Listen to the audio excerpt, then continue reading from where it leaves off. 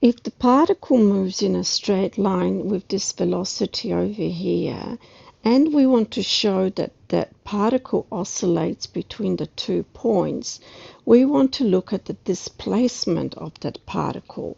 So to find the displacement of that particle, we need to integrate.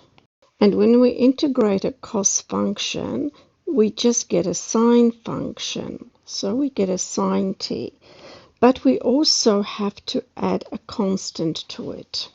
So what does a sine t plus c function look like?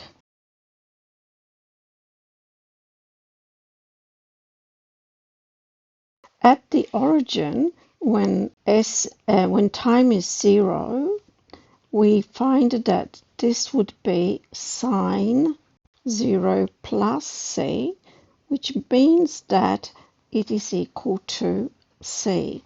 So we need to start the origin somewhere around c. So we'll start the baseline as being c.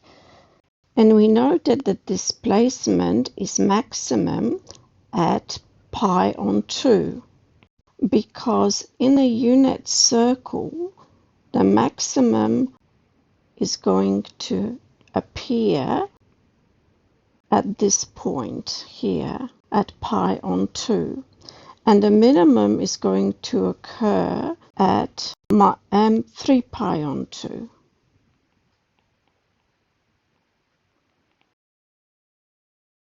So we can say that s at pi on 2 is equal to sine pi on 2 plus c.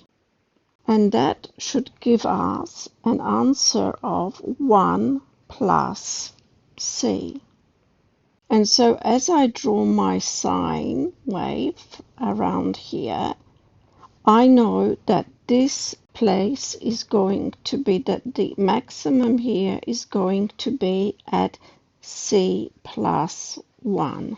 And the minimum is going to occur at 3 pi on 2, which is going to be sine 3 pi on 2 plus c.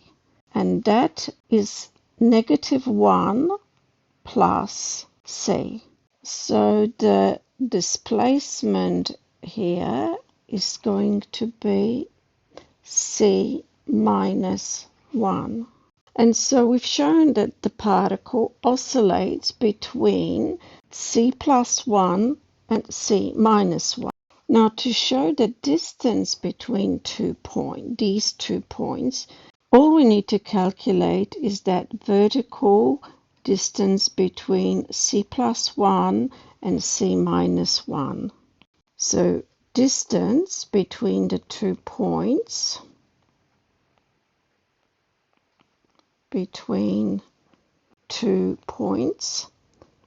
is c plus 1 take away c minus 1.